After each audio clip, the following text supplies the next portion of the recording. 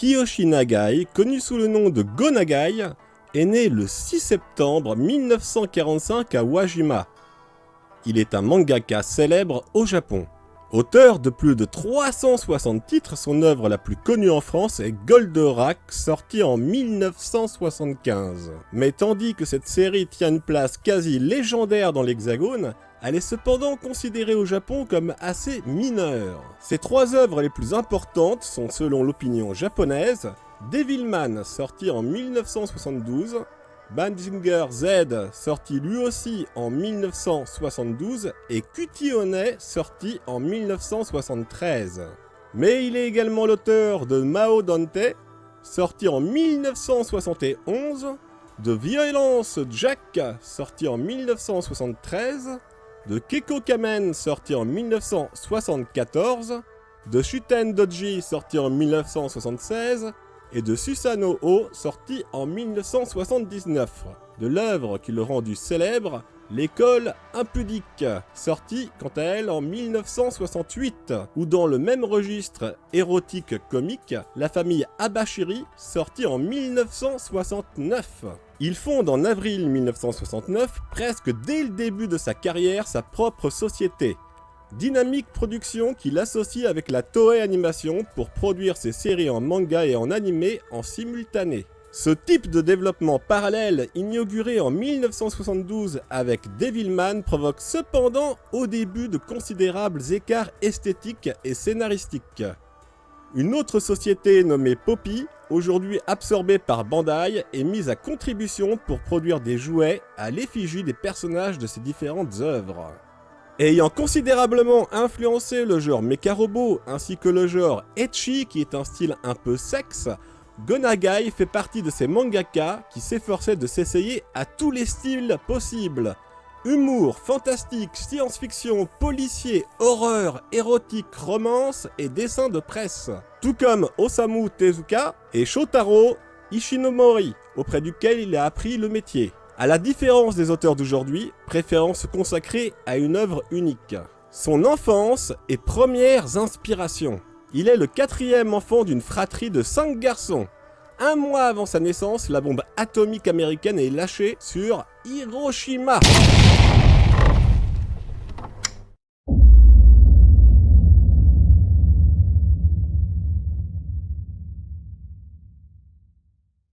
Inconsciemment, cet événement trouve une résonance dans certains de ses scénarios.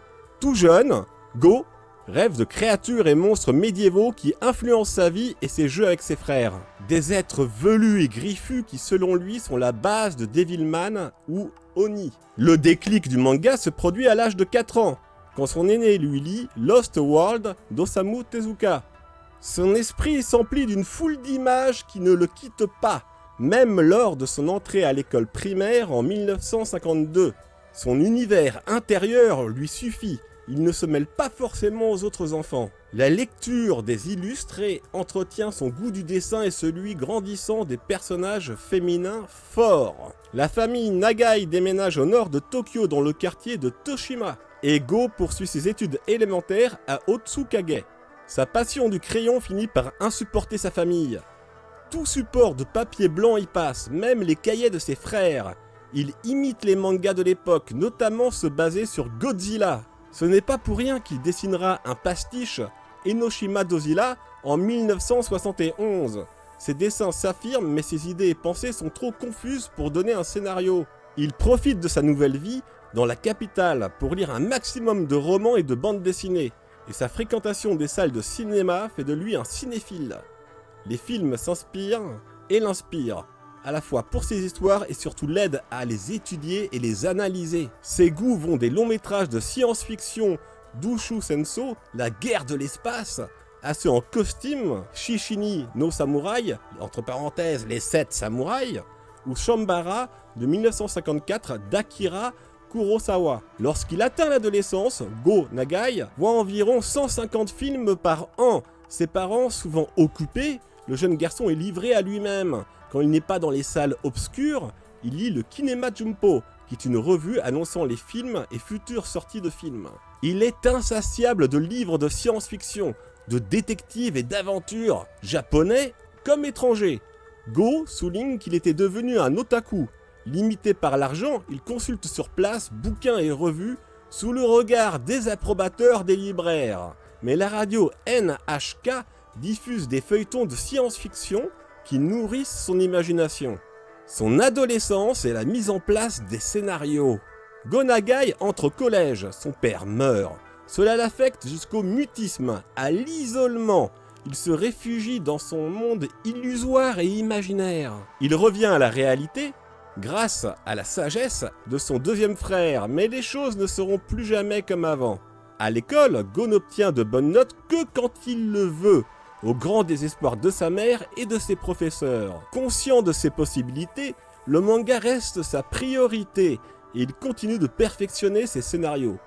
Grand fan d'Osamu Tezuka et de Shotaro Ishinomori, il découvre un autre dessinateur, Mitsuteru Yukoyama. Au même moment, Ishinomori sort Dynamique 3 en 1959, qui marque Nagai, au point de bastiser son studio Dynamique Production. La BD japonaise connaît alors une mutation, avec Senpai Shirato, qui s'adresse à un public moins enfantin.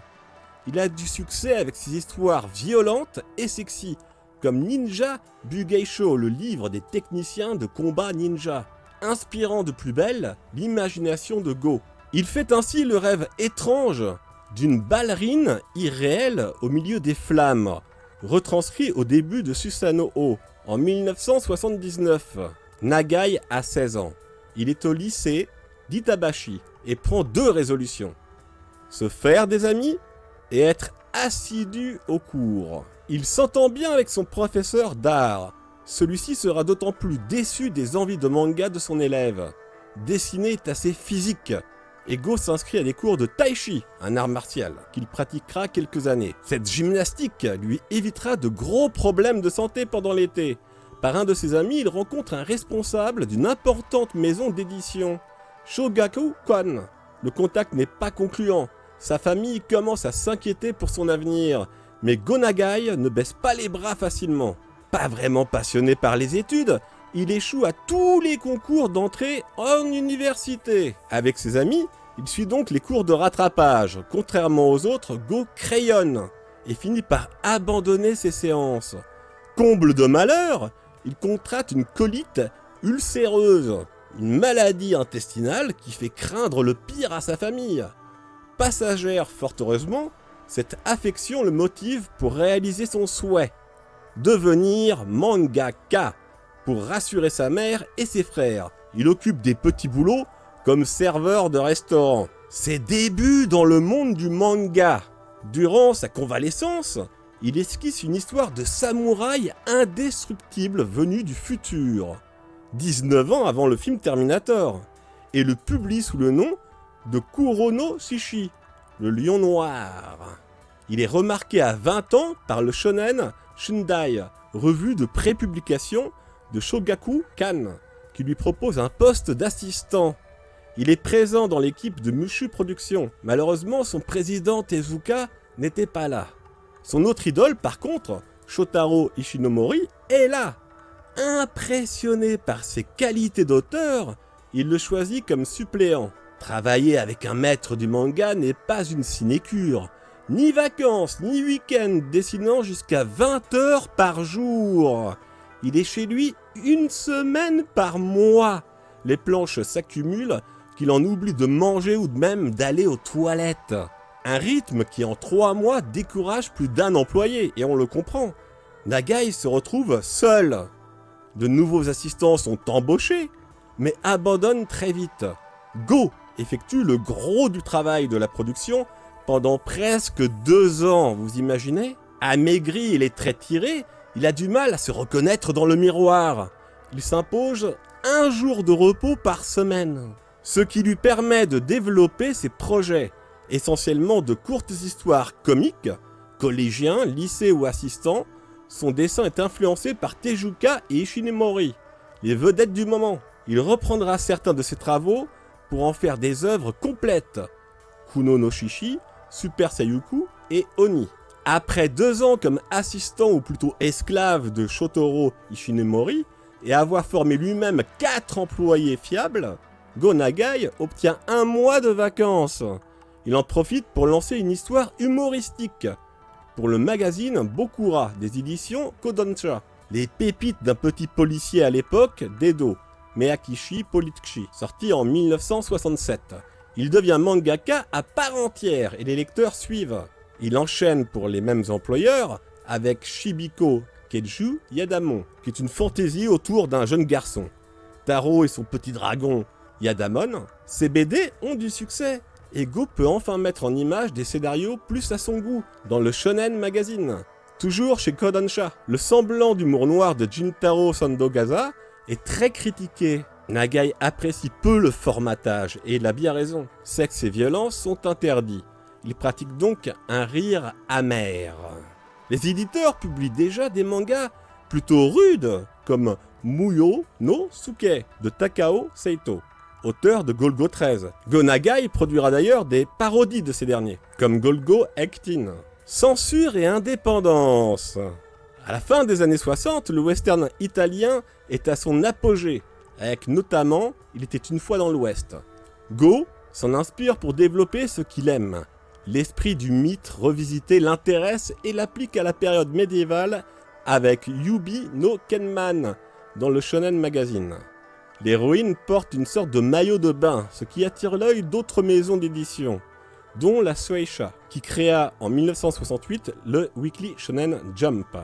Elle recherche de nombreux talents et les laisse pratiquement libres dans leur sujet. Nagai en profite pour essayer ses concepts comiques. Il ne sait pas comment nommer sa nouvelle histoire. L'affiche d'un film vaguement pornographique, Seino Orenshi, le sexe impudique, lui fournit une partie du titre. Il trouve normal de baptiser son école perverse Arenshi Gakuen et devient vite une vedette. À savoir que ce titre signifie, entre guillemets, l'école impudique. Caricature, ces personnages sont un régal pour Go Nagai. Il atteint 80% de lecteurs favorables, sauf que son audace ne plaît pas du tout à la PTA, Parental and Teacher Association. C'est une commission de censure et de vertu qui s'en prendra régulièrement à Go. Plus tard, Masakazu Katsuka, avec Video Girl Eye, connaîtra le même traitement. Comme un paradoxe, le manga du jeune dessinateur est plébiscité par les enfants. La série sauvée, il devra assurer la cadence. De plus, les médias le sollicitent fréquemment. Il s'isole alors dans un hôtel de Tokyo pour travailler. Devant le succès de Arenshi, la Shueisha oblige Nagai à toujours faire la même chose. La seule solution pour Nagai de faire autre chose est finalement de fonder sa propre société, Dynamic Productions, en avril 1969. Sous ce label, il publie en 1970, entre autres, Abashiri Family, puis Getter Robo en 1974.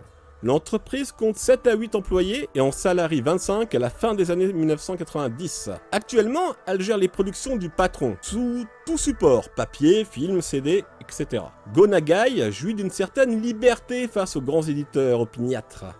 Il impose les histoires qu'il porte en lui depuis longtemps. Sa compagnie lui permet d'endiguer sereinement la concurrence de nouveaux dessinateurs. Go admet que cette période lui fut stimulante et y rencontra, en 1969, son collaborateur, Monsieur Ken Ishikawa. Ils co-scénariseront la saga Getter Robo. Ishikawa sera aussi au crayon pour l'éditeur Ikita Shoten. Nagai crée Abashiri Ika, la famille Abashiri, qui paraît dans le Weekly Shonen Jump Champion. Malgré l'avis du milieu du manga, il fait d'une femme, Ikunosuke, son personnage principal. L'idée d'une femme héroïne de shonen fait son chemin face aux pontes des grandes maisons. La BD évolue plus vite qu'il ne le croit. C'est encore un triomphe de Go Nagai qui emprunte le chemin de la science-fiction en 1970. C'est un nouveau défi qu'il révèle dans un titre évocateur des démons du folklore japonais, Oni 28089, la science-fiction de Nagai. Strictement délimité, le manga des années 70 ne prend pas de risques. Kodansha préfère que Go réalise un récit complet d'une centaine de pages, plutôt qu'une série, ce qui convient à son sujet. Il devient une sorte de vedette invitée, libre de ses choix. Un privilège à ne surtout pas gâcher. En l'an 28089, la race Oni est considérée comme une classe inférieure par les êtres humains. et finit par se retrouver contre eux, jusqu'à déclencher une guerre. Plancher sur cette histoire n'est pas du tout du repos. Le jeune dessinateur est atteint de fortes fièvres qui l'empêchent de rendre ses autres BD dans les temps à ses différents employeurs. Depuis ses débuts, le mot d'ordre de Nagai est de rendre son travail à temps, mais cette fois-ci, il revoit ses ambitions à la baisse. Malgré sa méforme, il achève son manga qui s'avère un succès. Il obtient le respect du milieu de la BD japonaise et celui de la science-fiction. Après ça, en 1971, débarque l'œuvre d'horreur Susumu Shandai sur l'effondrement violent des relations parents-enfants. Suivent plusieurs récits du même style dans une collection appelée Genshu Kyofu et Anashi, qui comprend Africa Nochi, une histoire originale de Yasutaka Tsuchin, Shalken Gahaku, basé sur le célèbre Shalken, le peintre par Joseph Feridan, le Shanou, et Kuzureru. Go évite de s'enfermer dans un genre et revient au comique. Échafaudé par ses ennuis de santé, il se fait plus rigoureux, avant de retourner dans la science-fiction. S'occuper de plusieurs récits n'empêche pas Go Nagai de concocter un nouveau scénario, lorgnant plus vers le fantastique. Pour se distinguer de Oni, il fait de son héros un véritable démon, Mao Dante, beaucoup inspiré de la Divine Comédie de Dante, publié de janvier à mai 1971 dans le Bakura chez Kodansha. Malheureusement, l'œuvre restera inachevée car Nagai a une autre idée du même style, le pilote d'une série pour un public plus mature. Le 1er juin 1972, Devilman déferle dans le Shonen Magazine. Succès assez rapide, comme l'adaptation animée moins violente et moins psychologique. Go s'étonne du battage médiatique. Certains révèlent des similitudes entre l'homme, un diable, et l'évangile selon Saint Jean. Ce qui étonne Nagai, d'autant qu'il ne l'a pas lu. Si ce manga n'a pas en France une énorme notoriété, il est l'un des plus lus et réédités dans l'archipel nippon. Cette série exige de la concentration, jusqu'à la tension nerveuse. Généralement, la page terminée, Go Nagai s'effondre. Il indique dans plusieurs entrevues, dessiner des petites histoires drôles était très relaxant. Mais dès lors que je dessinais des histoires plus sombres, ou alors avec des démons, cela a changé du tout au tout. Dessiner des histoires sombres me demandait énormément d'énergie et d'efforts physiques. J'avais l'impression à chaque fois de pousser une porte donnant sur une autre dimension pleine d'angoisse. J'étais littéralement crevé, vidé de toute énergie. Il en fit des cauchemars et des crises d'angoisse lui-même qui frôla la psychiatrie. Il oublie ses univers obscurs en se risquant à un genre qui achèvera ses réputations d'auteur de science-fiction. Le mecha. C'est en observant une file de voitures lors d'un embouteillage qu'il a l'idée de créer Mazinger Z. Il esquisse un robot qui se meut grâce à un véhicule inséré dans sa tête. Son projet est soumis aux dirigeants de la Toei Animation. Tellement enthousiaste que la production du programme est très vite lancée. Le premier épisode est même diffusé avant la publication du manga. Une de plus pour Nagai. Il révolutionne les robots géants en introduisant ces éléments. Selon son pilote, le robot est un outil bienveillant ou belliqueux, et tel un catcheur japonais criant son attaque. 1973, Go Nagai ne chôme pas. Devilman se termine et déjà un autre personnage est en germe. Adolescent, il suit les héros marginaux de Senpai Shirato. Il en reprend l'esprit dans un monde contemporain alternatif dévasté par un tremblement de terre. Le titre est accrocheur. Violence Jack. Jack est le précurseur du justicier post-apocalyptique, bien avant Mad Max sorti en 1979 ou Ken le Survivant, Hokuto no Ken sorti en 1982. Go Nagai, lui, le fit dès 1973. D'ailleurs, Mad Max et Hokuto no Ken s'inspirent beaucoup de l'œuvre Violence Jack de Go Nagai. Sans dévoiler l'intrigue, cette série fait suite à Devilman. Son héros est un monstre sadique, mais prenant toujours la défense pour les plus faibles. Dès les premières pages, outrancières et violentes, les éditeurs de Nagai s'inquiètent des foudres des ligues de vertu, la PTA surtout. Foutu PTA de la censure. Go réplique que la loi du plus fort est naturelle dans un monde où les règles ont disparu. Ironiquement, ce manga est l'un des plus longs du Senpai. Environ 7000 pages. Le plus abouti aussi. Le scénario est une réunion de personnages d'histoires antécédentes et le final vaut le détour, tant il répond à de nombreuses questions soulevée tout au long de la série. Elle n'est connue que de quelques initiés dans l'Hexagone, mais très populaire en Italie.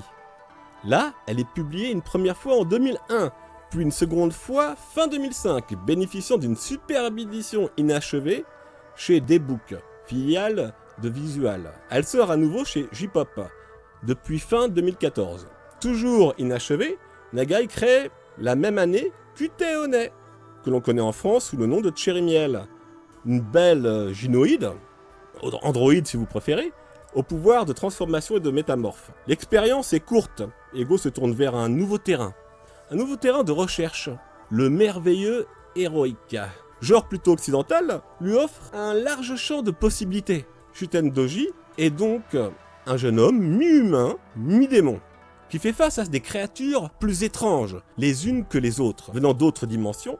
Après validation par la Kodansha, Go Nagai s'y attelle immédiatement, mais la malédiction continue. Comme sur Devilman et Oni, sans raison, il ne se sent pas bien. De plus, sur une photo prise à l'époque, il voit une sorte de fantôme, avec à la place de ses pieds et derrière lui, une brume, rappelant une tête de mort.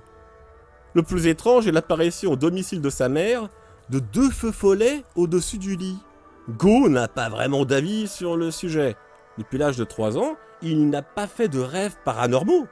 Mais à l'instar d'un médium, il est sensible à ce type de manifestations. Malgré lui, elles occupent une place importante dans son existence. La contribution de Nagai à la science-fiction n'est plus à faire. Et il intègre le cercle japonais restreint des auteurs de science-fiction, le SFWJ, Science Fiction and Fantasy Writer of Japan. Il est le 2e dessinateur à y accéder. Il en sera le président de 1996 à 1999. Cette distinction l'incite à se replonger dans ses crayons. Et il donne naissance à Shushano, toujours avec des démons. Bien entendu, ça marche du tonnerre et la série se voit décerner un grand prix des lecteurs. Cela au dépit des autres mangaka en lice. C'est enfin donc l'heure de la grande gloire pour Go Nagai, ce bourreau de travail. Succès de librairie, succès dans la télé, succès partout. Devilman et Mazinger en sont les fers de lance. L'Europe n'est pas en reste, avec la diffusion à partir de 1978 sur la chaîne Antenne 2 du dernier volet de la trilogie Super Robot, UFO Robot Grandizer, ce qui en français donne Goldorak. Voilà, c'est le nom entre guillemets que nous avons donné en France. Cette dernière profitera d'autres versions celluloïdes du maître comme Grit Mazinger, bien que l'ORTF ait programmé la 2e série du roi Léo en 1972 et de Prince Saphir en 1974, le Mecha Cornu lance véritablement ce qui n'est pas encore nommé la Japanimation sur notre territoire, et devient le mythe de toute une génération bercée, à laquelle d'ailleurs j'appartiens, au son des attaques d'Actarus, Duckfleed et compagnie. Au Japon, 1/3 des BD de Go Nagai se voient adaptés sur petit écran. QT One, Magic Trickle, Jutsun Ryuen, etc. Un artiste électique est reconnu. Ajouter des cordes à son arc est une constante chez Go Nagai. Que ce soit en bande dessinée, cinéma ou écriture, il est un des précurseurs du style super déformé, le style SD. Ayako en est un bon exemple. C'est son alter ego, une sorte de mini-moi, devenu mascotte de Dynamic Productions. Une estampille qui se confond avec Go. Dans ses histoires légères, il a un rôle de narrateur didactique ou souligne une situation grotesque. Déjà évoqué, le 7e art est une passion pour Nagai. À l'occasion, il se fait critique de films et devient même membre du jury du Festival du film fantastique d'Avoriaz en 1988. Couronnement pour un auteur de science-fiction. Fidèle à sa ligne, en 1980, il est concepteur de personnages pour des feuilletons de marionnettes, notamment Bomber X, et compose même en 1978 le générique d'ouverture de Magic Tickle. Il réalise même des programmes vidéo, tels que Nagai Gonokoma Zone, ce qui donne la zone de terreur de Go Nagai, sorti en 1989. Plus horrifique qu'une 4e dimension. Cette année-là, il imagine le catcheur extraterrestre Jetchin Reiger, qui renvoie Tiger Mask au jardin d'enfants. Clairement, c'est gore, c'est chaud. Sa grande popularité inspire un vrai lutteur, un lutteur libre, nippon faisant du MMA, qui s'habille comme lui et se baptise le Jushin Thunder Liger, ce qui est quand même vachement marrant. En gros, il prend le nom du héros du manga de Go Nagai. Depuis 25 ans, Go Nagai a considérablement ralenti sa production. Ses mangas sortent au compte-gouttes. On peut citer The Bird, Majin Saga, Lady Devilman, pour les plus fameux, bien que Lady Devilman pour moi reste inachevé, malgré tout. Mais son aura créatrice et graphique reste encore perceptible dans l'art séquentiel international. Sa patte est une référence pour les apprentis auteurs, et son œuvre est si abondante que le sensei en personne ne pourrait la détailler. Ses autres œuvres notables, Go Nagai reprendra le fil de ses robots quelques années après. Goldorak, qui sera adapté en animé en 1984 par la TMS pour 23 épisodes. Et plus tard, Majin Kaiser en 2001 pour une courte série de 7 OAV. 7 films si vous préférez, avec un 8e opus réalisé en 2003. Toujours dans le genre mecha. Il a consigné le scénario avec Ken Ishikawa de la saga Getter Robot. Ses influences. Le mangaka puise largement dans la mythologie grecque pour ses principales œuvres. L'illustrateur français Gustave Doré influencera beaucoup ses dessins. Ses œuvres sensuelles et érotiques, à représentation plus vaginale que phallique, vont de la comédie d'aventure telle que Keiko Kamen, burlesque comme Arashi Shigakuen, jusqu'au fantasme sexuel dans la Barambada et Lovely Angel, avec un contexte social dans Anap Bazooka. Ce sont la plupart de ces œuvres qui sont adaptées en livres. Les autres sources, entre autres, sont la science-fiction, les récits d'horreur, la mythologie et l'histoire japonaise, ainsi que les visions ou hallucinations de Go Nagai. Eh bien, mes amis, j'espère que cette petite biographie vous aura plu. Sur ce, je vous embrasse tous, je vous dis à bientôt, bonne lecture, bon jeu. N'hésitez pas à vous abonner ou à regarder nos autres vidéos. Et ciao!